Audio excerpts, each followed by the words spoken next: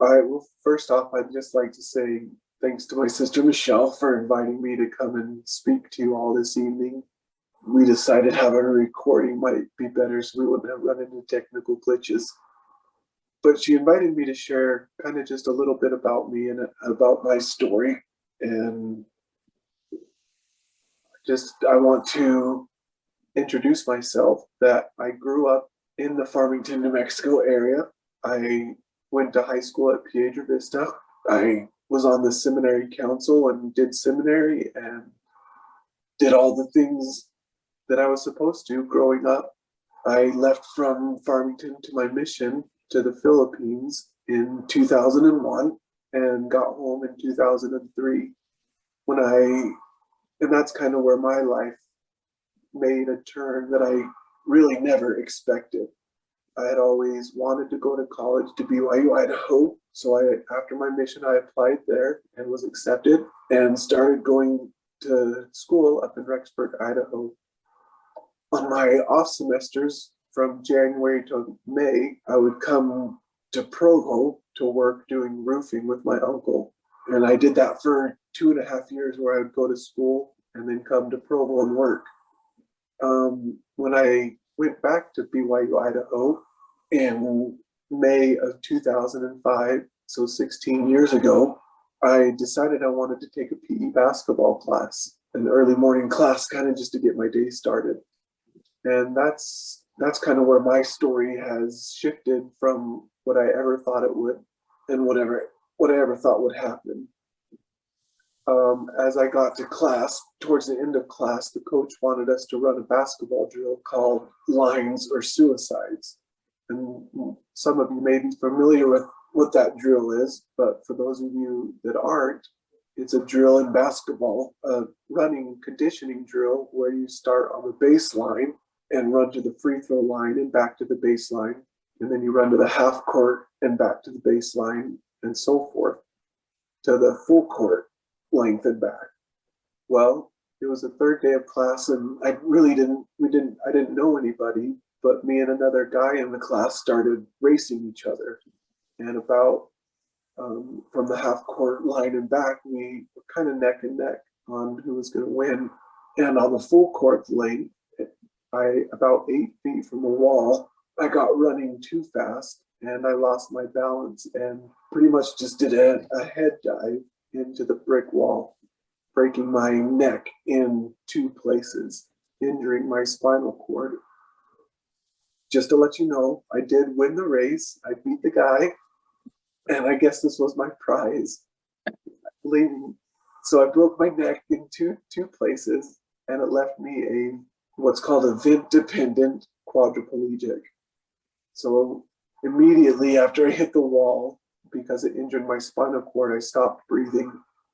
And a lot of people in the class, most people in the class really didn't know what had happened. They just thought I had pulled a hamstring and fell. I don't think many of them realized that I actually hit the wall. And there were two guys in the hallway, my angels, that listened to the promptings of the spirit and didn't know what was going on, but ran into the gym and started giving me CPR, keeping me alive until the paramedics could arrive and stabilize me as well. So now, because of that injury, I don't have any movement or feeling below my chin. I can't move my arms or legs or any part of my body below about this much is all I can move. I can't turn my head more than that or even hold my head up. I'm in a wheelchair all of the time when I'm up, when I'm not in bed. And I have a ventilator that breathes for me all the time. It gives me 13 breaths a minute for the last 16 years. Because of where I was injured, I can't initiate a breath on my own. After I was injured, they rushed me to the Rexburg emergency room, just enough to stabilize me to get me to the Idaho Falls ICU, where I spent about 2 weeks there, so they could stabilize me so I could move to a rehabilitation hospital in Englewood, Colorado, just outside of Denver. So after 2 weeks in Idaho Falls, I transferred to this hospital close to Denver and was there for about 4 months. And there, it was their responsibility to teach these newly paralyzed patients really how to live and what it would be like and what we'd have to go through in order to live as a quadriplegic and this new life of ours. I just want to share with you that I'm so grateful for the gospel of Jesus Christ and what it has given me during this trial of mine. When I was in the hospital, there was probably about 20 or so patients on that floor that had suffered a new spinal cord injury. Some were paraplegics, some were quadriplegics. And me just having the understanding of the gospel of Jesus Christ and the hope that it gave me really gave me an advantage in this new life of mine. I really had a better outlook, and I had hope in Jesus Christ. And I had hope that even though I may not walk again in this life, that I would be resurrected and be able to walk again and play basketball again in the next, which really gave me a better outlook on my life. Some of the other patients were always really down and really negative. But because of my knowledge, of course I had my bad days and days that were really difficult and really hard, and I still do. But I'm just so grateful for the gospel of Jesus Christ that has given me that hope and that knowledge that it's okay, that even though we have trials and hardships in this life, we can overcome, that God gives us the ability to overcome the natural man and to be tested, to see how we handle our trials and what we have to go through. And even though each of us have different trials, and all of us have trials that we go through, mine's just a little more visible, being in a large wheelchair and not being able to move. But we all go through something. But because of the gospel of Jesus Christ, we can overcome, and we can deal with what we're going through. And I know that to be true. I've lived that in my life, and I'm grateful for that gospel. I also want to share two quick experiences. One was when another quadriplegic came into my room, kind of to be a motivational speaker and to share his life story and what he was able to do after his injury. And he shared with me how he was injured and what he's accomplished after he got hurt. But the conversation kind of shifted when he said that he told me that there would be days that I would have where I would blame God because of my injury, or that I would hate God because he put me in the wheelchair. And that's kind of when the conversation took a turn for me, where I was just ready for him to leave. I didn't want to hear what he had to say anymore. Just because it turned so negative towards God. And after he left, after I was ready for him to go, I remember turning to my mom and telling her that I didn't hate God and that I didn't blame him for putting me in a wheelchair, but that it was just a total freak accident that no one could have prepared me for or done anything about, just because it was such a weird thing to happen. But and that point was really a turning point in my life. I knew that I had two choices to make.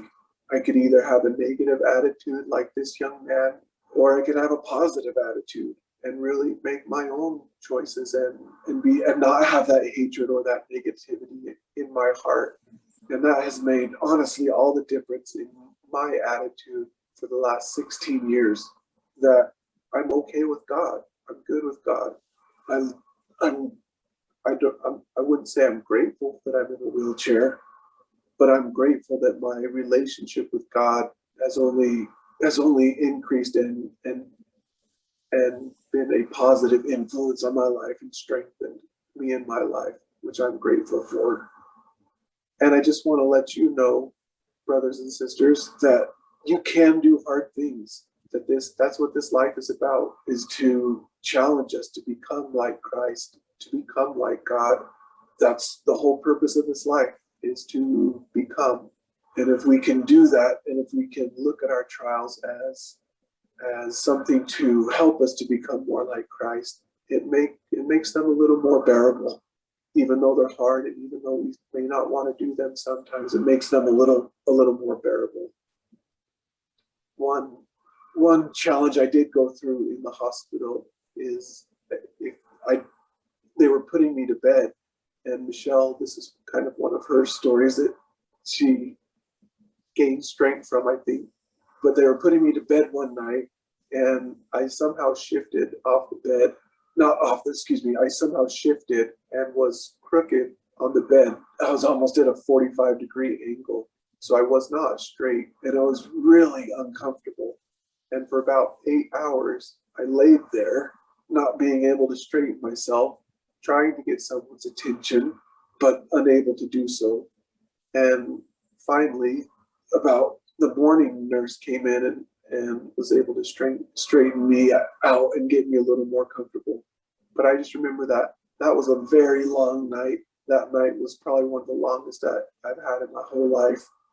But I just kept telling myself that it's okay and that I can do this. And I kept relaying good thoughts, and I kept thinking about my mission, and I thought about my friends, and I thought about all the good things that have occurred in my life, trying not to focus on the bad. And I just want to bear my testimony to you that if we try to focus on the good in our lives, and if we have Christ in our lives, all things are good. And if we focus on that, you can do hard things. I know that to be true. I'm grateful for Jesus Christ. I'm grateful for the atonement, for the knowledge that I have that Christ suffered for me so that I could have a perfect body again, so that I could come back and live in his presence again. And I share that testimony with you in the name of Jesus Christ. Amen.